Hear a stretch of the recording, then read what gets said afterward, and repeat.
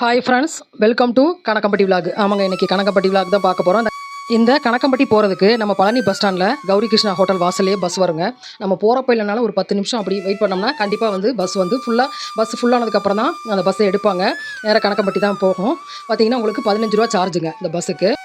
நான் வந்து இந்த 6 மாதத்தில் ஒரு 2 தடவை போயிட்டு வந்திருக்கேங்க.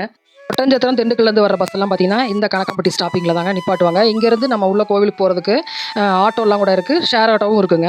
ஷேர் ஆட்டோன்னா உங்களுக்கு வந்து 20 ரூபா சார்ஜ் பண்ணுவாங்க. அங்கேருந்து கோவிலுக்கு போகிற வழியே பார்த்தீங்கன்னா ஒரு நல்ல இயற்கை காட்சியை பார்த்துட்டு அப்படி ரசிச்சுட்டே போகிற மாதிரி தாங்க அந்த ரூட்டு கூட இருக்குங்க. இங்கே நான் வந்து 2 தடவை வந்துட்டு போனதுக்கப்புறமும் 2 நல்ல விஷயங்கள் நானே எதிர்பார்க்காம நடந்திருக்குங்க.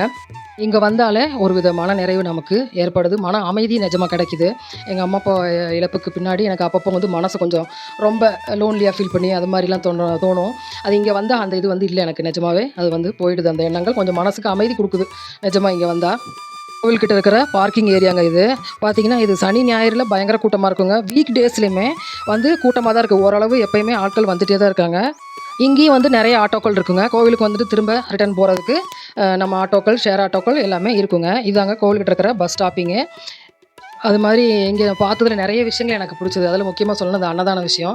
ஃபஸ்ட் டைம் வந்தப்போ அதனால தான் எனக்கு உண்மையிலே ரொம்ப சந்தோஷமாக இருந்துச்சு. அது வர்றவங்க எல்லாருமே வாங்கி கொடுத்துட்டு போகிறது அரிசி, அப்புறம் எல்லாருமே சாப்பிட்டுட்டு தான் போகிறாங்க. அது மாதிரி அதெல்லாம் வந்து ரொம்ப பிடிச்சிருந்தா. ஃபஸ்ட் டைமே நான் வந்து அரிசி போய் வாங்கி கொடுத்துறது. அது மாதிரி செகண்ட் டைம் போனப்போ அன்னதானம் பண்ணேன். அது ஒரு நமக்கு ஒரு சந்தோஷம் கிடைக்கிது. உண்மையாகவே ரொம்ப நல்ல விஷயமா இருக்குங்க இதெல்லாம். அது மாதிரி கோசாலை வச்சுருக்காங்க. எல்லாமே ஒன்று வந்து என்ன சொல்கிறது, ரொம்ப பிடிச்சிருக்குங்க எனக்கு இந்த இடம். இங்கே அமாவாசை பௌர்ணமி நாட்கள்லையும் சர்க்குரு முக்தி அடைஞ்ச புனர்பூச நட்சத்திர நாள்லையும் சிறப்பான பூஜைகள் நடக்கும். மற்ற நாட்களில் 3 வேளையும் சிறப்பு பூஜைகள் நடத்தப்படுங்க. யாரெல்லாம் இங்கே வந்திருக்கீங்க, எத்தனை தடவை வந்திருக்கீங்க அப்படிங்கிறத கமெண்ட் பண்ணுங்கள். மற்றும் ஒரு நல்ல விளாக்கில் சந்திக்கலாம். பாய்.